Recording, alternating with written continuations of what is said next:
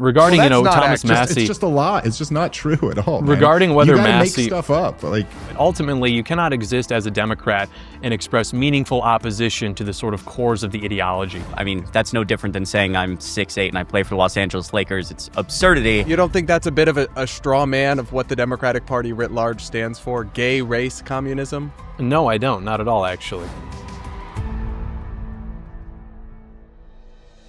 Another one bites the dust. CNN can now project that Ed Gallrein will win the Republican primary against Thomas Massie for the 4th Congressional District in Kentucky. Clearly, President Trump maintains a pretty strong grip on the Republican Party because he just led the ouster of longtime Congressman Thomas Massie in a primary challenge. Massie is ideologically more of a libertarian, conservative hardliner on many issues, but he recently broke with President Trump and kind of the mainstream Republican Party on questions concerning the Epstein files, Israel, and big spending bills. Now it's cost him his seat in Congress. While this isn't particularly surprising, it is still sad to me. Congress is supposed to be a powerful and independent branch of the federal government, not be totally cucked to a powerful president who demands unwavering loyalty. And while Congressman Massie has always had some odd and eclectic views that I don't share, I've appreciated for years his genuine commitment to free markets and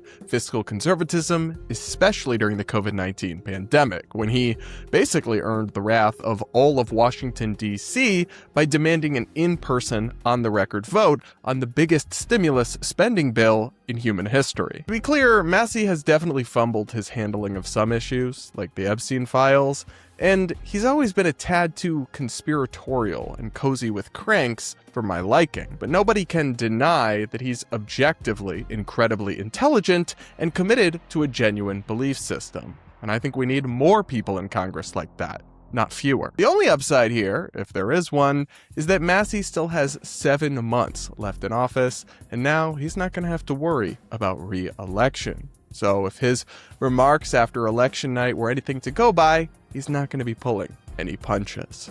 While gas is almost $5 and diesel's almost $6, they're talking about this big ballroom they're going to build, and it looks like the Roman Empire, architecture from the Roman Empire. I see a few analogies there, and people are just trying to make ends meet. If you always vote with the president, if the legislative branch always votes with the president, we do have a king. But if the legislative branch and the representatives and the senators that serve with it always follow the Constitution, we have a republic.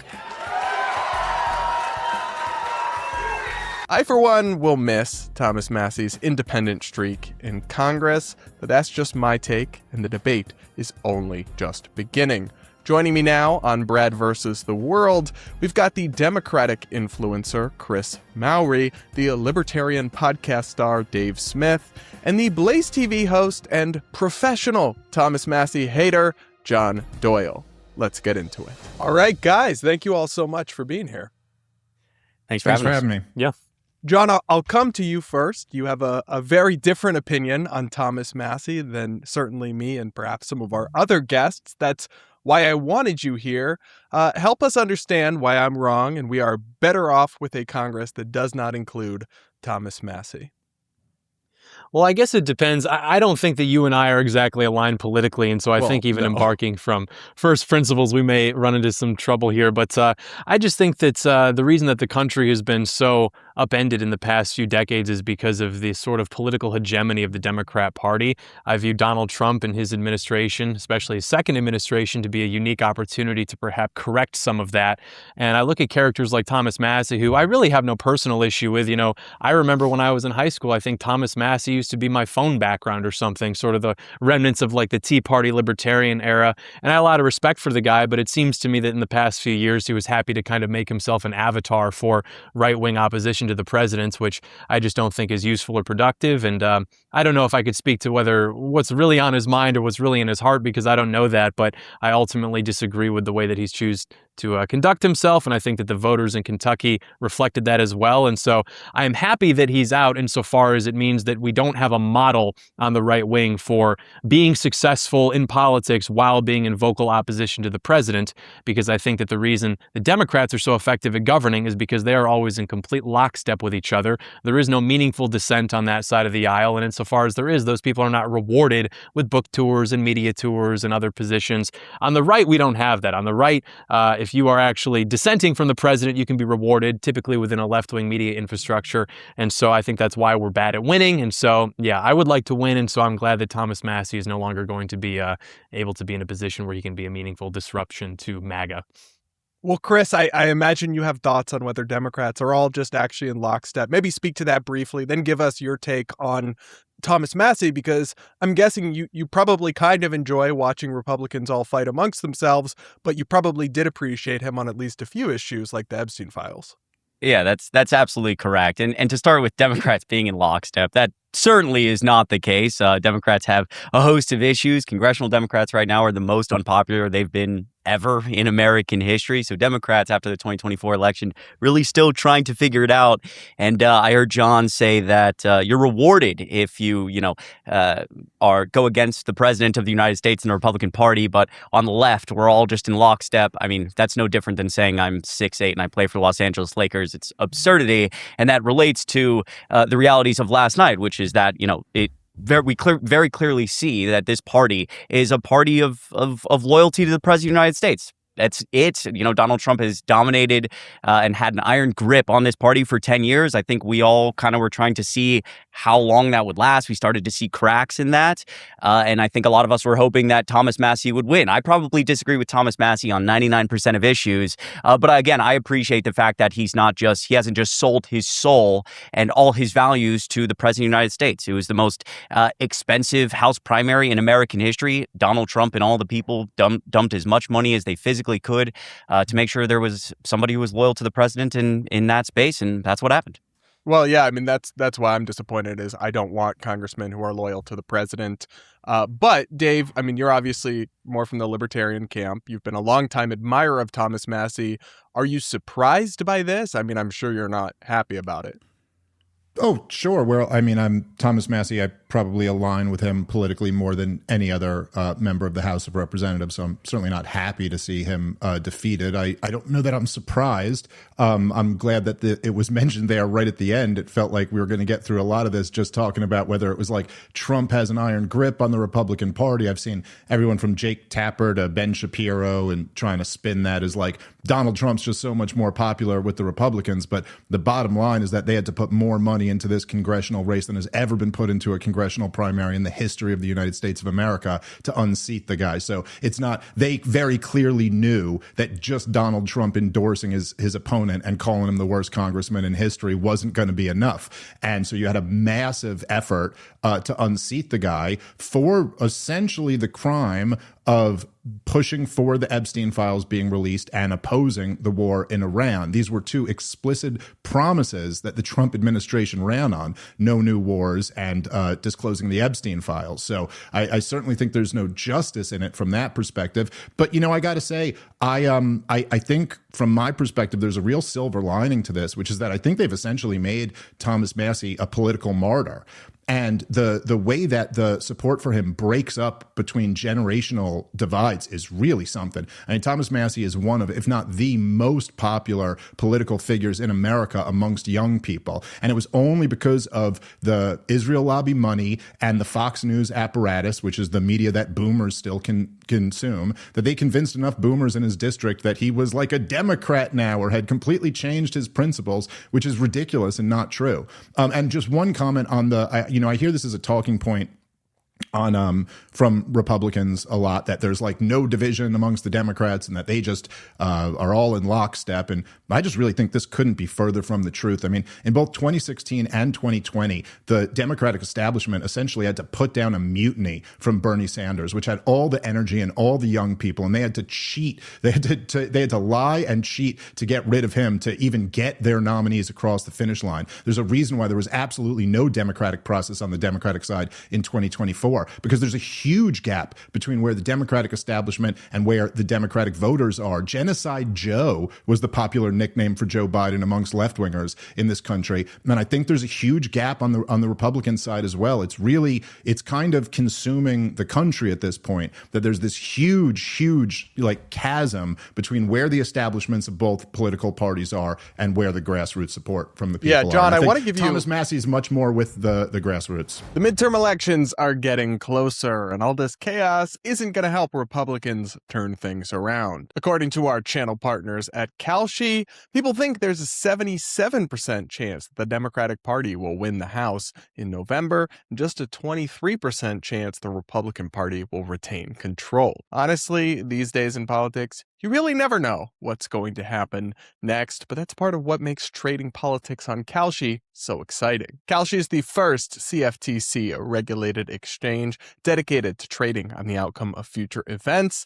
I have it on my phone. It's really easy to just pull up and scroll through and trade on. And if you want to check it out today, you can use code BRADP when you sign up to get $20 when you trade $20 now. I want to give you maybe a brief chance to defend the thesis that Democrats are in lockstep briefly. Then I've got some follow-up questions about Thomas Massie. Oh, this is just alignment with reality. I kind of understand what they're saying in terms of the mechanics of it. Like, there are, of course, disputes between who should actually govern the party or lead the party, between maybe a more grassroots Sanders type or maybe a more traditional Clinton type. But ultimately, you cannot exist as a Democrat and express meaningful opposition to the sort of cores of the ideology, which is and you're nodding your head at this. I challenge you, post on social media something in opposition to gay race communism, mass migration, anti-white discrimination. You literally cannot exist as a prominent Democrat, be it in a position of political office or influence in media, if you are expressing any kind of dissent to what would be referred to, I guess, as woke, that kind of stuff. What you can is say gay that more race emphasis. Communism? It's exactly what it sounds like. It is race communism fruited with the kind of LGBT stuff. It is a form of Marxism with places emphasis on race, and then, of course, you've got the LGBT stuff ornamenting that as well. You don't think that's a bit of a straw man of what the Democratic Party writ large stands for? Gay race communism? No, I don't. Not at all, actually. All right. Chris, your thoughts on that? Yeah, honestly, I'm just a little bit, I'm obviously over here laughing. I think that's pretty ridiculous. I just, what does that even mean? Gay race, communism, anti-whiteness, these things that don't exist and are just on they do, far, and it's like the same planes. thing you said with the absurd thing about playing for the Lakers. All you can do is be like, I'm laughing, that's so crazy. Tell me why it's crazy. Tell me how the institutions that are governing the country do not express those. What you started this whole entire thing with this premise that you can't be a Democrat without, that you can't be a Democrat and, give meaningful opposition. It's like opposition to being a Democrat is not, oh, I think white people are oppressed and I hate the LGBTQ plus community. Those are far different than anything relating to the Democratic Party. Those are issues of, basic human decency. And so, right. I think that you framing this as if there's only these few lanes you can go to be a Democrat and be within this establishment, it's just dishonest. And as Brad said, I think it's straw manning. There's Democrats. I consider myself in between this very progressive wing. I consider myself a progressive, and this more moderate wing. I often kind of sit in between the two, and I'm just watching. But those two hold beliefs that are wildly different from each other, and yet try at least to come together and fight against Donald Trump and what we're seeing. I don't want us to get too derailed here, guys. I'll say I think obviously there's a whatever you want to call it, woke, whatever word, there's a social justice ideology. There is a rising socialist camp in the Democratic Party. I don't want to get too boggled down on whether that really constitutes communism. John, what's your actual beef with Thomas Massie? Because when I think of him ideologically, I actually see him as kind of quite MAGA in terms of what he actually stands for and believes. He's got the groups, right? The pro-life groups, the pro-gun groups. He's got the very strong conservative voting record from Heritage Action, Turning Point, a bunch of other conservative groups. What is the gripe? Because the votes where he's broken with Republicans tend to be areas where he's outflanking them to the right, yet they want us to believe he's some kind of rhino. What's your issue with him? Well, that's the thing, isn't it? It's easy to outflank from the right when we're just talking about issues on paper and kind of where we lie politically. I don't, I'm not even a Thomas Massie hater per se. I know that there are a lot of people who really go after the guy on Twitter. I'm really not one of those people. My issue with him is really my issue with libertarianism at large, which is why I graduated beyond that when I was maybe 18 or 19, which isn't so much a concern about the principles. Like if Thomas Massie and I are writing down how we think society ought to be governed on a piece of paper, it's really not going to be too different. It's just how do we actually go about actualizing that given our political circumstances? And I just disagree with the strategy of becoming Mr. No and going on leftist media to talk about how you're the only brave, independent person in Congress because you're willing to tell Donald Trump no. And then when it comes time to vote for things like the BBB, which secure the priorities of the administration, you're willing to dissent and say no. I don't think that actually gets us closer to what we claim we want the country to look like. And so it's not so much an ideological disagreement. I mean, I know he's a libertarian, and I think that libertarians tend to be a little bit more lax on things like immigration and trade policy than perhaps I would be. But it's not even so much that. It just is the strategy and the approach, how he goes about that, which I think is ultimately disruptive to any chance of us winning. And I think it's certainly beneficial to the left, which is why you have the same class of people who celebrated when Charlie Kirk was assassinated, going and waxing poetic about Thomas Massie's integrity. It's completely disingenuous. They recognize about Thomas Massie what so many on the right don't, which is that he is useful not because he furthers the cause of like right-wing politics, but because he disrupts them. Well, so these same people, though, wanted his head on a pike after COVID when he stood up against lockdowns, when he forced votes on COVID spending. So I understand he's gotten some praise from the kind of liberal media institutions or some Democratic friends over the Epstein things or Ron or a few things. But I don't know, Dave, this seems to me like Thomas Massie hasn't changed. The environment around him has. Yeah. Brad, I used to be a partisan who would just blindly support the president of my party, but then I graduated from that when I was like 7 years old. And so then I went in a different direction. Thomas Massie, I like that the one thing you pointed out that he outflanks him to the right. And the one thing you could point to is he didn't sign on to a giant spending bill that passed anyway. No, what happened here is that Thomas Massie opposed an idiotic, catastrophic war of aggression and a war of choice, and Thomas Massie opposed covering up the Epstein scandal, which really humiliated the administration that had run on that and then done a 180 and then just pathetically tried to bury the thing and claimed it was a Democratic hoax or it didn't exist. Even just a few months before he finally got them to pass the bill, the official position from the Justice Department was that these files don't exist. They're all gone. They came out and openly said that. Then we got 3.5 million of them, and they're just openly, illegally holding back another 3 million of them. That's what got the lobby on his back. And, I'm glad you brought up him being opposed to the insane COVID spending that gave us so much of the inflation that got blamed on Joe Biden, but was really actually, partially at least, responsibility of Donald Trump for passing those dumb spending bills. Thomas Massie was absolutely right and heroic on that, while President Donald Trump made Fauci the national face of the pandemic response and championed lockdowns and mocked, the areas that weren't locking down. So I don't know. I mean, I don't know. You can just say you graduated from libertarianism and now we're talking about what really, what needs to be implemented to help our society. Well, which one is it? Wars of aggression, burying the Epstein scandal, or the COVID lockdowns and the COVID spending? Which one of these things were so wonderful for our society? John? I'm not seeing it. Well, yeah, I mean, I'm not going to relitigate the first Trump administration. I certainly wouldn't run. Yeah. Right. Well, the second Trump administration, the war. I mean, the libertarian types are the same people who will tell you that Congress hasn't declared war since 1942, which is completely true. But then they will act as though, Thomas Massie really posed some kind of threat to whether or not the war in Iran was going to happen or not, when obviously, this is something that the administration could carry out without congressional authorization. So I don't understand how that would really put a target on his back necessarily. I just don't understand what you're saying there. Libertarians correctly point out that all of these wars are illegal and undeclared, but they also claim Thomas Massie was a threat. It's an incoherent, to the war. Yeah. Like if Obviously, he required he's not congressional a threat to the war. Right. So then why would that put a happening. target on his back if he was some kind of threat? Like if his opposition to that would be meaningful, why would that put a target on his back? If his opposition, well, I mean, I think him embarrassing the administration over the Epstein thing was more the problem. But he also went on Tucker Carlson's show and really broke down how every congressman has an AIPAC handler except him. And then Miriam Adelson poured tens of millions of dollars into his race. So I do want to come to the Israel I'm sure thing. It was just a coincidence. So I'm going to pull up the clip of him mentioning that about his opponent and everything. So let's maybe put a pin in that. John, your response to what Dave just said before that.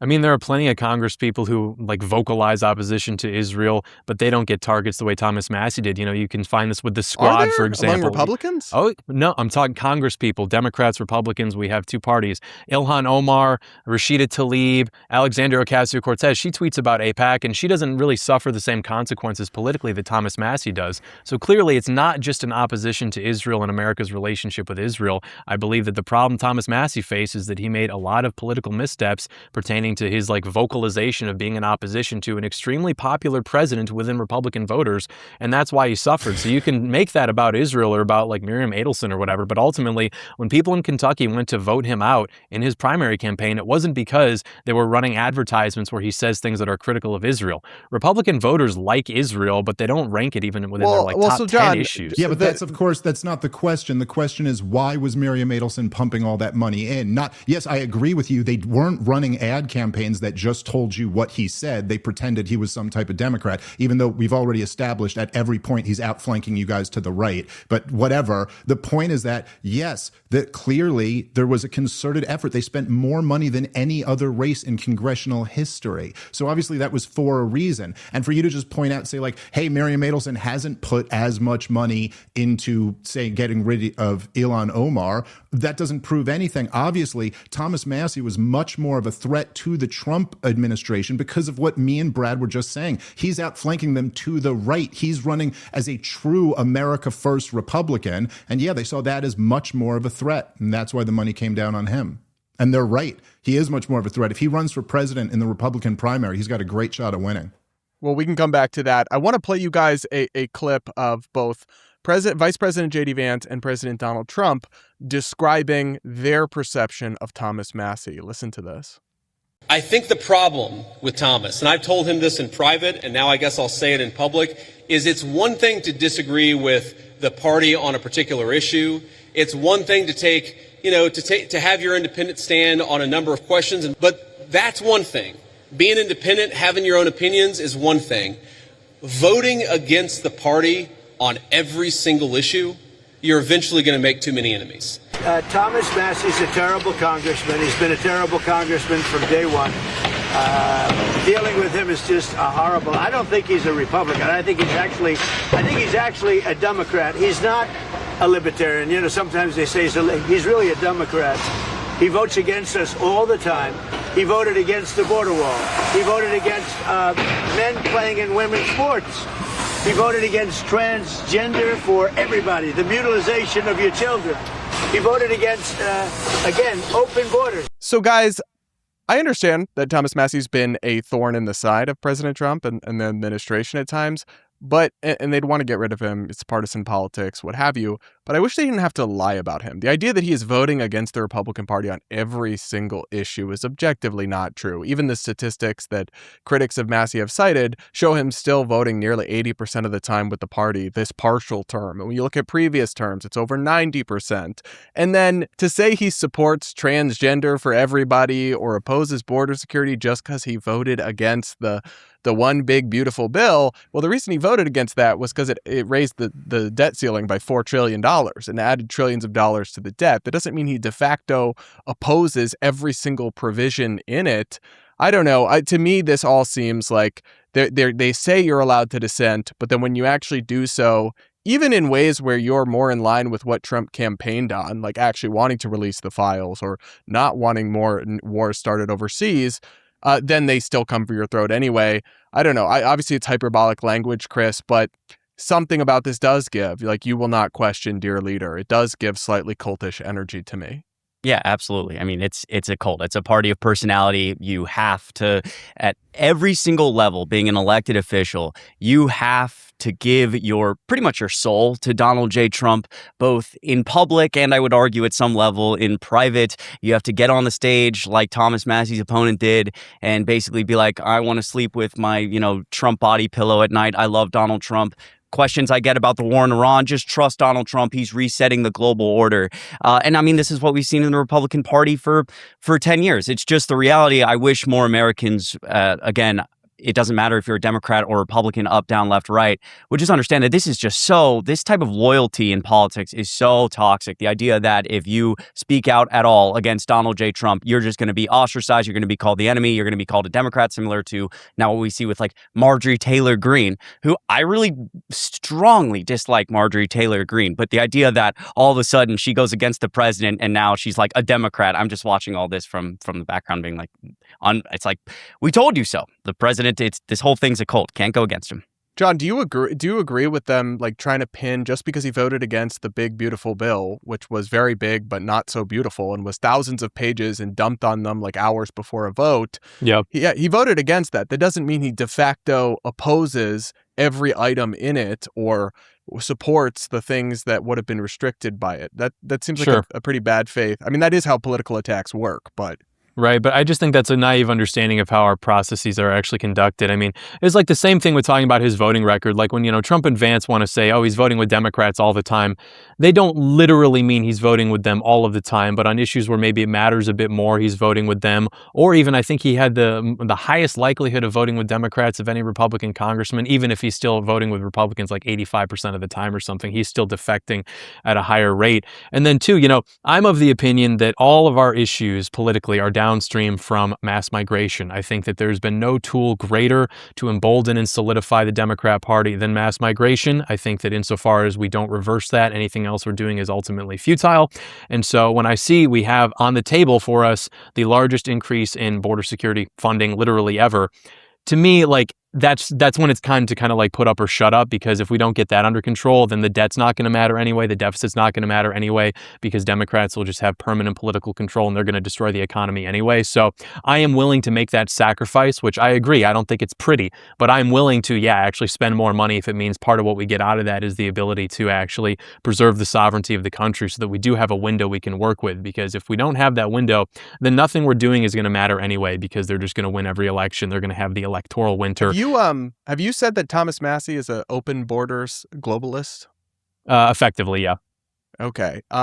Well, Dave, I'll let you kind of respond to that. I don't know if voting against the one big beautiful bill, which happens to include a lot of immigration funding among a gazillion other things, de facto means you're an open borders globalist. Maybe not de jure, but de facto is key there. In effect, that is what it makes you. You're allied with all the people who are the same.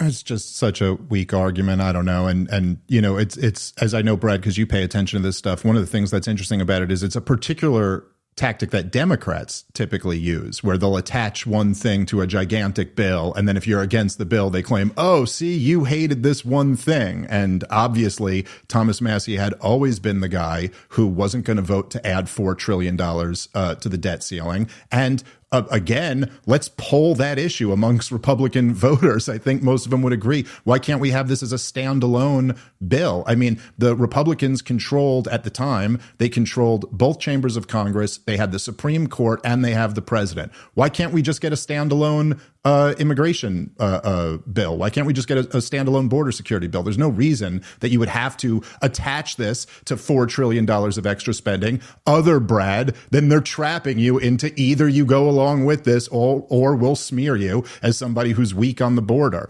And so anyway, it just doesn't follow. The bottom line here is that they're both just lying about Thomas Massie because he's not going along with the team. But again, even when J.D. Vance gets into like, he votes against us all the time, which is a lie, or when Trump says he's for everyone transing the kids, which is a lie. I mean, the reason they have to say these things is because they sure don't want to actually get into the principle of it and actually tell you what the issues were that he broke with the Republicans and for the Democrats. And I think the bottom line is this. Look, Brett, Donald Trump came to the Libertarian Party. He spoke there and asked for our vote. He tried to be the nominee of the Libertarian Party, actually. They didn't know that that's not how the process works, and it's impossible for him to get it. But that's what he was after. They asked for libertarians to support them, then with promises, including no new wars and releasing the Epstein files. And now not only are they going to completely bail on those promises, but they're going to pour tens of millions of dollars in to unseat the one Libertarian member of Congress who was standing up for those things. So if J.D. Vance wants to say, hey, this is just politics, got to vote with the team if you want the team to not spend $32 million to unseat you, well, okay, let's play politics. J.D. Vance has lost my support forever. Now I'm just one guy, but I am fairly influential with some of the most influential people in this country. And so, okay, you guys made your choice. This is politics. You've made an enemy out of the Libertarians. And now enjoy how this goes. Enjoy where you have a president with the lowest approval ratings he's ever had. By the way, never a popular president ever, but he is now the least popular he's ever been. He's prosecuting the least popular war in American history that is not going very good, and he's about to get destroyed in the midterms. So yeah, great job, Republicans. Great strategy. Go take out the one guy who's beloved by young people and independents and libertarians. It does raise a question, John, of political capital, right? They've spent all this money and all this energy going after Thomas Massie. And yeah, he voted against them on some things, but it's like, okay, 90, whatever, hundreds of votes, then one nay. Like, sure. I'm not sure how consequential some of his obstructionism has actually been. Yeah. And yeah, I mean, the point is, like, do you really think this administration's problem is Thomas Massie and it's going swimmingly and he's the reason that you're not going to be able to achieve like your anti-immigration vision? Not precisely, no. And I guess to respond to that briefly, I don't really know if I even believe in the principle itself, because you remember also in the first Trump administration, Massie voted against emergency authorization funding for the wall. So that was without the $4 trillion, and he still voted against that. So he seems to be principally opposed to it. That wasn't a standalone. It was another giant spending bill. Okay, well, the point being, the continued resolution is what you're talking about. Yeah, the point being, it doesn't seem that he has this like principle. It's like the ratchet mechanism where it's only a principled stand against something when it actually like helps Republicans win, and then every other time, he can vote like in lockstep with Democrats more or less. But regarding Thomas Massie, it's just a lie. It's just not true at all. Man. Regarding whether you gotta Massie make stuff up, like. Nothing I'm saying is incorrect. Literally, none of this is incorrect. No. Objectively, what you just said is incorrect, that he votes with the Democrats most of the time. Thomas Massie is the most likely Republican representative to vote with Democrats. That's a different statement. It's not the factually incorrect one that you just made. Different bills I would assign different weights to. So effectively, yeah, the guy is a Democrat, which is why, Democrats love him. That's why we have Democrat influencers praising his integrity. Heritage Action, Turning Point, the pro-life groups, the NRA, all give this guy excellent, above average. They're all Democratic groups, Brad. Tucker Carlson's a Democratic. He's a Democratic show host, and Candace. Yeah, those are like the fun wedge Kelly. Bumper sticker issues. Those are not the issues that actually decide power. Issues like immigration are far more important for actually deciding who holds power in this country. So insofar as Thomas Massie's weak on that, yeah, at the end of the day, like the guy's basically a Democrat. We can all get up on stage and talk about the right to life or the right to own guns. That's the fun stuff that we argue about at Thanksgiving. What actually decides the composition and political function of the country is the border, is sovereignty, and Massie's weak on that issue. So pro-life doesn't matter now? It's only immigration? I thought, and you say, I make the straw man's. Every other issue is downstream of immigration. People who are coming into this country from the third world have far more liberal attitudes about literally every policy, including even things like pro-life issues, abortion issues, stuff like that. So yes, insofar as we have more of those people coming into the country, legally or illegally, the Democrat Party is going to have greater room to maneuver and become further left, which is why the country has become so far left in the past 60 years. It's not because the Democrats got better at making arguments, it's because they changed the composition of the country to people who are more sympathetic to leftist, collectivist attitudes coming from So the question there is countries. Why the most extreme Democrats are the white Democrats who were born in America, and the less extreme, less woke Democratic voters tend to be the racial minority voter base. But I'll bring in Chris here. I mean, you're the Democrat. You're the one involved in Democratic politics. Do you see Thomas Massie and his scorecard and his legislative record and think, one of us? No, absolutely not. And again, like I was live streaming last night, reacting to some of the election results, and I wanted Thomas Massie to win purely for our democracy. I just think it's bad if there's a party that is, again, purely based off loyalty to the president. So no, I don't view Thomas Massie as, quote, one of us, but I appreciated the work that he did on the Epstein files. He seemed principled in other issues. I don't know Thomas Massie's, particular voting record off the top of my head. But again, I'm just kind of, I think it's good for our country if the party is not full of loyalists. And I'm sitting back kind of listening to all this like, Donald, if only, not to be this guy, Dave or Brad, but if only somebody was screaming and yelling, hey, the president's a liar. He doesn't actually mean what he says about no new wars or releasing the Epstein files or any of this stuff. And so now, again, objectively, the Republican Party is kind of starting to crumble here, and Donald Trump is the most unpopular he's ever been, with inflation skyrocketing and the Iran war happening and the Epstein files nowhere to be found. So I don't know. I'm just kind of sitting back smiling. Here's where I have to flip it back on you, though, that during the Biden years, we did see a president in clear cognitive decline. Then we did see a Democratic and liberal media establishment where people were very afraid to say that truth. And there was something of a, like, you can't say the quiet part out loud. You can't turn against Biden. The ones who did were very viciously attacked, and eventually became so undeniable that the dam broke. But it's like, I don't think we should pretend that that Republicans are the only one with any sort of partisanship or tribalism. Look, sure, I understand where you're coming from with that conversation, but obviously you would agree that we're like comparing apples to oranges here. There is no comparison between potentially just the question of where does loyalty have a role in politics, which I think is something that people have debated for decades, and the loyalty of the current Republican Party, which is way past that conversation, is way past any type of, hey, do we need to get behind Joe Biden because this is our best shot at, helping the country survive, and all these other questions that I think are at least based in good faith, as opposed to... I don't know. You're kind of downplaying a massive cover-up. Okay. No, certainly not.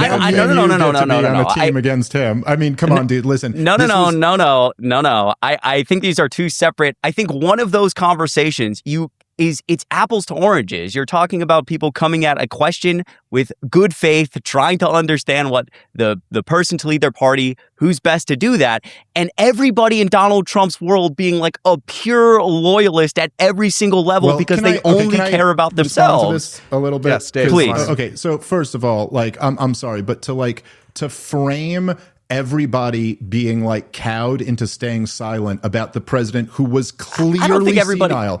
Let Dave flesh out his point. Clearly senile, and it's not till after that debate that they all admit it. It was literally a cartoonish, like, Emperor's New Clothes scenario, and to say that was just like a good faith like debate over who's best to lead the country, I think is not exactly fair. But I will point this out: like, if you're gonna say that, like, oh, it's a whole different level of the cult-like following that Donald Trump supporters have with Donald Trump, I mean, I just think the empirical evidence is really going to argue with you on that. I mean, look, Barack Obama, I'm a little bit older than you, so I've lived, like, Barack Obama promised, he campaigned on ending the wars. He campaigned very explicitly on closing Guantanamo Bay, restoring habeas corpus, ending the war in Iraq. He turned around, he did nothing of the sort. He expanded all of them. You didn't see a mass exodus. You didn't see him plummet in his approval rating number. You didn't see Rachel Maddow and Stephen Colbert and Jon Stewart and Bill Maher coming out and all denouncing him. That's exactly what you're seeing with Donald Trump right now. It is pretty amazing that Donald Trump has lost Tucker Carlson, Megyn Kelly, Candace Owens, Alex Jones. All of his most influential supporters are actually standing on principle and going, no, we voted for no new wars and this isn't what we want. So you can say, like, hey, there was someone yelling all of this to you at the time. Believe me, I had heard it. I had been saying it myself through much of the first term. The point is that it didn't happen in a vacuum. It happened in a scenario where the alternative was Kamala Harris, who had been forced in there and in the most undemocratic way after they had pretended that the clearly senile president wasn't. So yeah, that was our choice, and a lot of us went with him. I'm going to, again, well, really quickly, just yes or no, before I respond to all of that. You don't actually believe that the current Republican Party is equally as, let's say, loyalty-based as just any other, like the Democratic Party of the Biden years and so forth. It's all just the same to you in terms of loyalty. You don't see this this Republican Party as any more cultish? I think Donald Trump demands more loyalty while giving out none of it. I also think he's receiving less of it from the most influential conservatives in the country than the Democrats did. Yeah. Well, it's objectively true. In relation to I have to kind of flesh out and think about a lot of what you just said. Well, I mean, all the most popular right-winger commentators in the country have turned on Donald Trump. Yeah, but two things here. Number one, I think that I would argue people like Marjorie Taylor Greene or Tucker Carlson or Megyn Kelly, they turned on Donald Trump because they're politically incredibly savvy. Like, I think Tucker Carlson is borderline a psychopath, and I think that he knows, like, he doesn't believe in anything. He hated Donald Trump in 2021 after January 6th. We had the subpoena text messages. You have one text message. Hold on. He absolutely did. We have the subpoena text messages to prove it. Him yes, texting you have one text message doesn't prove anything. No, it's not one text message. It's one text message where he says can I finish speaking? It's a barrage of text to suggest that Tucker Carlson, again, saying, I despise this guy, I hate this guy. Then all of a sudden, by 2023, when his political capital is back, he's, sitting him down and having him with his podcast session and all this shit. I think that Tucker Carlson and Marjorie Taylor Greene or Megyn Kelly or any of these other people saw the writing on the wall. They're incredibly politically savvy. They're, I would argue, in it for themselves. And they know that this whole Trump world, they saw it just before everyone else, is collapsing. And they need to position themselves for the post-GOP world. Hold on. But really quickly, I'm going to let you respond. All right, guys. Sorry. Just Chris briefly, then Dave, and then I'm going to bring John back in the conversation. I got to stride. I'll finish very quickly to the first point, which is that yeah, look, I don't think like everybody, all these people just knew that Biden was, quote, senile and then decided to cover it up. Me, frankly, I felt like Biden was fit for the job up until I think about this all the time. I thought Biden was able to run and good to run for re-election later than most people did, and I would still defend that idea. I think there's questions about yeah, absolutely. Oh boy. All right, well, we can go into that another time. That being the case, like Kamala Harris comes in not in an undemocratic way. The electorate votes for the people to send to the DNC to vote for her. So I think that whole thing about Biden being this whole cover-up is a little well, there should have been a primary because Biden shouldn't have run again. No, I actually disagree with that because the only way to have a primary is you have to be able to primary somebody, and nobody ran against Kamala Harris. I would agree that there should be others would have entered if Biden had not run for re-election. They shut down the primary well before Biden was out of there, and Bobby Kennedy was running as a Democrat with getting millions of supporters, raising tens of millions of dollars. There was a major challenger, and they shut it down.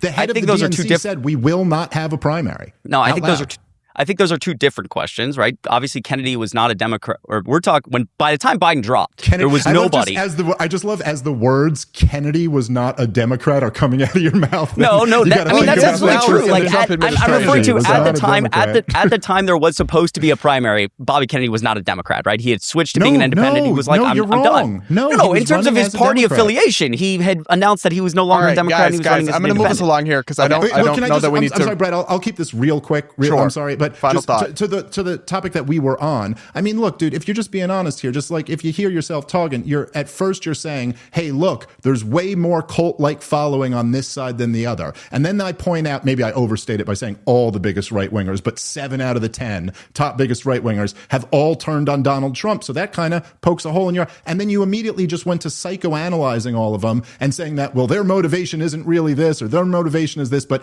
at that point, you're just guessing. I personally know Tucker Carlson, so I'm a more educated guess than you, and I really think he turned on him over the war, which is what he said. Well, I'm going to move us and bring John back in here.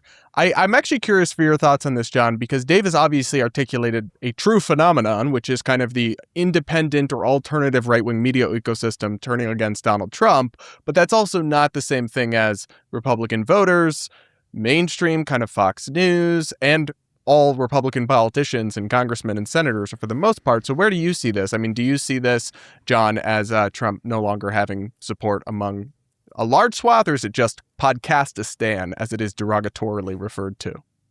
Yeah, I think a lot of podcasters have turned on him. And again, I don't know what their hearts are saying, but I think a lot of it may just have to do with the general nature of needing to consume content where, the old adage goes, you never read a headline that says a plane landed safely. I think that even when things were going very well during like the Trump administration, before some of these more embarrassing PR things came about, people were still like trying to read into any little thing that happened and amplify it into being the end of the world, which I would guess is probably, and then even when it was disproved to just be some like BS headline or it wasn't true, they wouldn't concede that. They would jump to the next thing that was clearly disastrous and going wrong. So I think a lot of it is just that comes to mind? Sure, yeah, the complete lack of the J6 pardons, that was definitely not going to happen, and then that happened on day one. You had stuff in Minneapolis where they were saying that Trump balked and didn't get what he wanted, even though he got exactly what he wanted, which was local law enforcement supplementing the efforts of federal law enforcement. It was just always jumping to one different thing after the other, and so I think it may just be people wanting to get tired of winning and desiring that kind of negativity. I think a lot of it is audience capture. I think a lot of it is foreign audience capture, because when you start editorializing your position to speak more about the plight of the Palestinians, that's obviously going to appeal to much of the Arab world.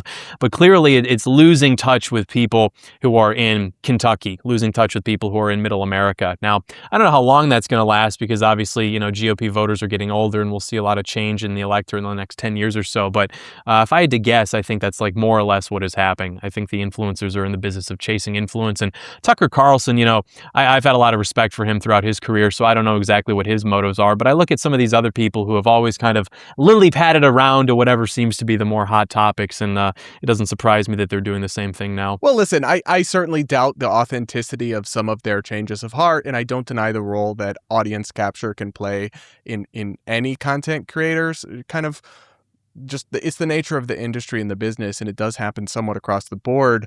But it is interesting how podcasters like Megyn Kelly are attacked viciously for changing their views about transgender kids over the course of 10 years. But then Donald Trump can campaign on releasing the Epstein files and starting no new wars, get into office, and then immediately fight against releasing the Epstein files and start a new war. And you're like, but we're getting tired of winning. Yeah. Yeah, I mean, well, the thing with that, too, is when I voted for Trump, I wasn't voting for Trump because I thought the Epstein files were my top issue. If you remember, too, during his campaign, he only brought that up when Elon Musk joined the campaign and began announcing this is a thing that would happen. Then Trump talked about it briefly. This was a very online issue that, Dave mentioned, was something that, more libertarian types are obviously interested in. People who have known about Jeffrey Epstein since at least 2015 were reading about it back in the days of the Roger Stone book. And then, of course, it becomes a household name in 2019 and so on. Now everybody knows about it, but that was not my top issue. And so immigration was, right? Yes, yeah, absolutely. And do you think that's gone well under the Trump administration? Because he's massively underwater on his handling on immigration among the general public. Yeah, I think it's gone about as well as it could. I mean, I understand that things aren't perfect. We can't wave a magic wand and get rid of, 50 million people, but I think that things are going really well, actually. The 50 million people that you would get rid of? 50. Yeah. What population are you referring to? The illegal alien population. There's not 50 million illegal. Well, you don't know that, do you? Because it's been the 11 million number for at least 20, 30 years. It's definitely not 11. It's definitely not 50, though. There's no credible probably higher. It might even be higher, I don't know actually. about that. There was listen, again, I don't know. See, this is where we're in a weird place in this debate, because I am an immigration restrictionist like you. And I know that there was that one, I believe it was a Bear Stearns analysis, which I do tend to trust. Ann Coulter had this in her book, Adios America. Mm-hmm. And they had come up with Ann Coulter, by the way, who was great in supporting Thomas Massie and trashing Donald Trump for being terrible. But she was they had come up with 30 million, and this must be, I want to say she wrote the book in 2014. Yep. And they had come up with the number of 30 million. And I don't know, again, none of us know for sure, but it is not so far beyond the realm of possibilities. 50 might be north. I would probably put it right around 40. And there's a lot of illegal immigrants I just would want to see an actual estimate or analysis that suggests that. Well, I just gave you the one. There's a Bear Stearns so we just have to look into it. But we don't have to get bogged down on 2013. Sure. Yeah, we don't have to get bogged down on a particular number. I don't look at personally. I don't look at it as a government. The immigration issue has been being handled well. Chris, I'll bring you in on that question briefly. Yeah, I think two things here. Obviously, I think people know that I'm going to obviously talk about how ICE has, been in cities like Minneapolis and Chicago, predominantly blue areas, I think mainly for political gain. And the American people, the reason he's underwater is because they have watched ICE, round people up and throw them into vans. We've also watched from a judicial standpoint, ICE often violating court orders. I think there was a Judge Schultz, I believe, in Minnesota, appointed by Bush, who wrote a, I think ICE on some particular issue was violating a court order, and he actually got together all these different court orders ICE had violated and was like, in January of 2026, it's likely that ICE has violated more court orders than most agencies have in their entire existence. I think we're watching this hyper loyalty in this area. They're rounding up people off, sometimes deporting them without due process. And the American people see that and they're like, what the hell? I've listened to a lot of Trump supporters say this isn't, I think immigration is an issue, but I didn't vote for this, terrorizing these communities. And I think on that point, like what I would say to John, besides all of that is, and I often say to people is like, I don't actually believe Donald Trump cares about this issue at all. I think we're watching a Trump administration who has executive order, just like close the border effectively, when in reality, we've had a broken immigration system for 30 years or 40 years or whatever. And we need actual legislation on the border to really revamp this whole thing. Donald Trump has the House, the Senate, and the presidency. He's not interested in doing that. He's passed less fiscal legislation overall than any president in modern American history because he doesn't really care about any of these issues. And so when it comes to the border specifically, it's not politically helpful for him to actually revamp it in the way that John claims he wants to, which I obviously have massive disagreements on, or he would do that through Congress. Instead, you just executive order, close it, you have ICE run around these cities, and you claim victory online. Yeah, John, give you a chance to respond there. No body in Congress has ever wanted to take action on immigration because, as I've mentioned, immigration except for under Joe Biden, when Democrats and Republicans let John respond. Okay. But yeah, there was legislation actually put forward by a Republican senator from Oklahoma during the Biden administration that Trump lobbied against. Was that some kind of amnesty, some kind of de facto amnesty or something? Yeah, I mean, typically what you tend to see insofar as like Congress people are taking action on immigration as an issue, it's exactly like you say. It's always that our system is broken. We need some kind of immigration solution, which always coincidentally means something that is approximating an amnesty for the latest batch of illegal aliens, maybe making it easier for the pathways to citizenship, DACA, stuff like that. And so, I agree that, it's not politically beneficial in the sense that you can't rely on Congress people to want to fall into line with that kind of thing. And so you do just need to, as the chief executive, enforce the law and go about these things as he had, which people voted for. People at Trump rallies were not holding up signs that said bipartisan immigration reform. It was mass deportations now. So when you talk about we need to fix immigration, that word means something very different to you than it does to me and than it does to Trump supporters. Because when you say we want to reform immigration, you ultimately don't see a problem with immigration fundamentally. You would like to see more of it. You would like to have it more expedient, maybe a little bit cheaper. You don't have an issue with it as a phenomenon. I do. Trump supporters do. Yeah, so, yeah. that's true. I'm with you on that one. And I do think that there's, I would probably give Donald Trump again, because you were saying we don't actually need the issue isn't the border right now. The border's actually been secured, and Donald Trump's done a very good job with that. I think that's probably the brightest spot of his presidency. I'd probably give him an A for border security and maybe a D- for deportations. I mean, the deportations have been an absolute mess, and for all of it, we're not even getting mass deportations. It's not if your main issue really is like the demographic change or illegal immigration in America. I mean, it's not even making a blip on the radar, and we had these huge shows of force. And you are correct that there were clear violations of the law. I mean, there are all types of videotapes of ICE going through, really terrorizing civilians, telling them that they're going to be put on a list if they don't give their name, telling them that they don't have the right to not answer questions, which is just flat out wrong. You absolutely have the right to not answer questions if you're an American citizen from any federal agency, let alone one that's tasked with deporting illegal immigrants. So, and also just even doing it in Minneapolis, where there's only like a couple 100,000 illegal immigrants anyway. I think it was a big provocation that didn't get any result and did violate people's rights and did tragically end up with people dying. So I think that's all been a nightmare. But where I would maybe agree is that it is what Joe Biden and Kamala Harris did to this country. It's a profound crime to commit against your own people, to just have your borders de facto wide open, have people pouring in by the millions against the will of the domestic population. And so certainly there is some backlash about the way Donald Trump has handled deportations, but the American people have moved far to the right on immigration after the Biden years. And I don't think that's over. I mean, when Donald Trump hang on for a second. So I see Chris grimacing. I do want to give you a chance to respond, but you have to acknowledge the Biden-Harris administration did allow millions of people to enter the country. I would actually fundamentally disagree with that. I don't see. Well, that's a fact. No, it's not. I heard, and this is why it's not a fact. Let me explain.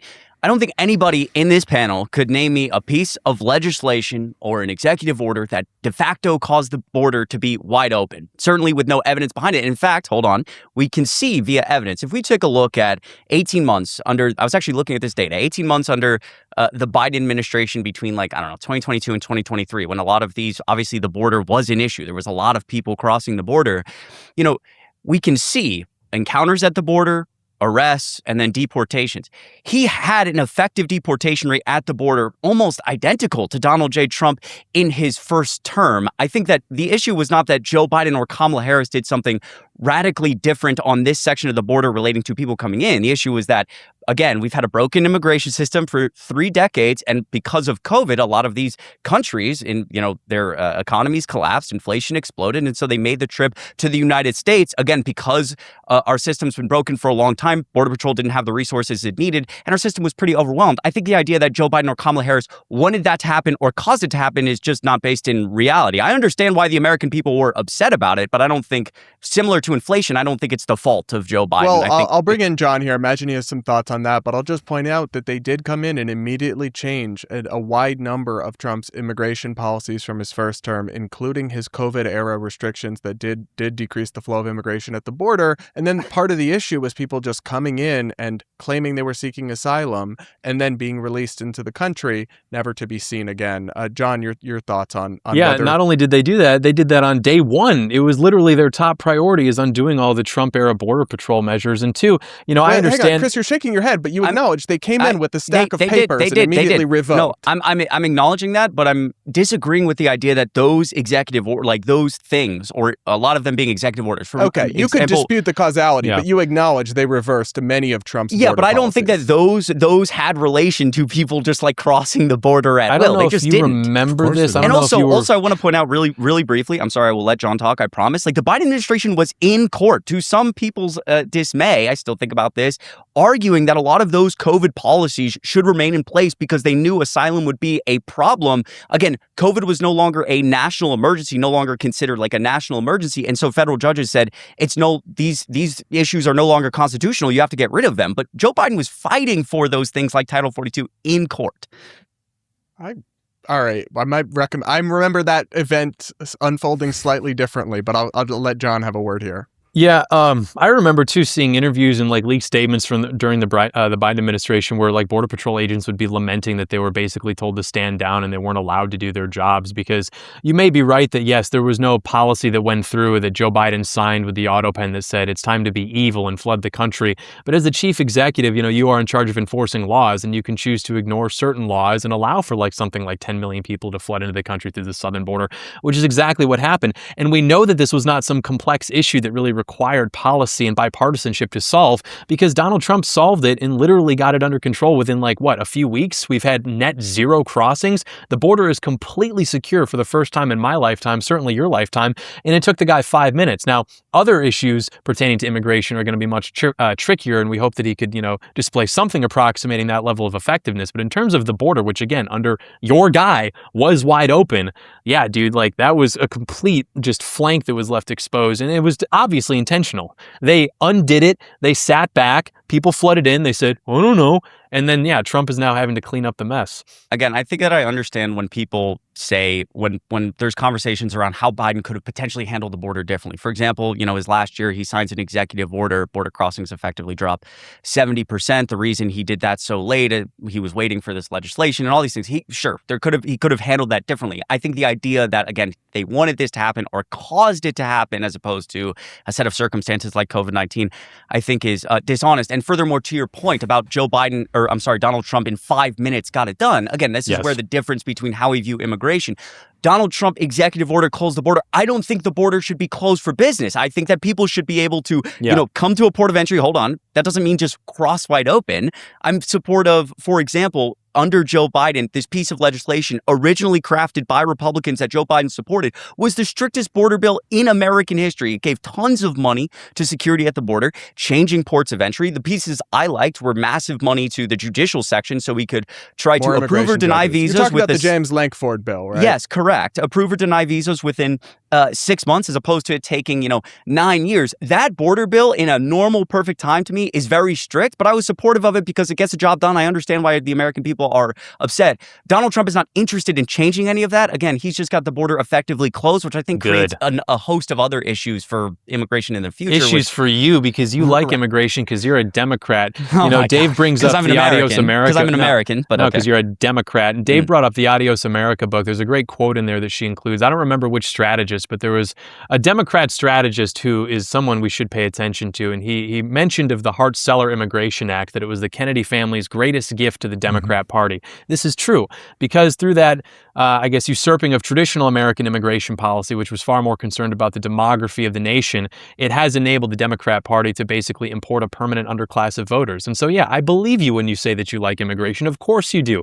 You could never win an argument were it not for the permanent underclass of loyal Democrat voters that have been imported into the country and who now we are trying to deal with, albeit some, setbacks and obstacles. And yet, hang on, I'll just say, and then Dave, I will give you a word. And yet, then many of those immigrants' children or themselves or their children's children are now Donald Trump supporters and voted for him over Kamala Harris. Dave, many, but not majority after 3 generations, still Democrats. Hey, listen, we can have a whole nother, I guess, demographics of immigration conversation if you guys want. Dave, a final word from you.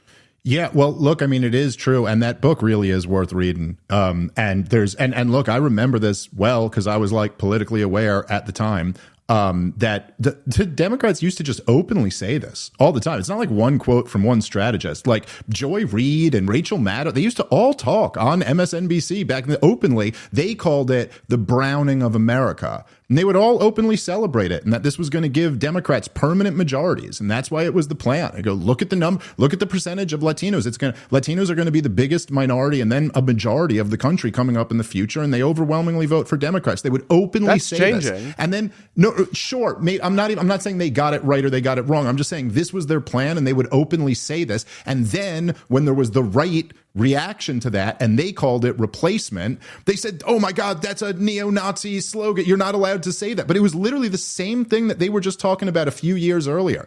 And, the truth is that this really was an issue. And you can quibble about like whether open borders is the correct term or not. I mean, certainly none of us are arguing that we actually like opened the entire border and said, here's a welcome come in sign. But when millions of people are coming in and claiming asylum and none of them are being turned away, and in just a few short years, you allow something like 10 million people into the country expressly against the will of the domestic population, then yes, we're going to call that some form of de facto open immigration system that is illegal. It is not what the law is, and it's not what the American people want. And as far as this thing where, it's like I noticed earlier you were ascribing motivations to Tucker Carlson and Marjorie Taylor Greene that were negative. Now you're ascribing motivations to the Biden administration, which were positive. They couldn't have been doing this intentionally.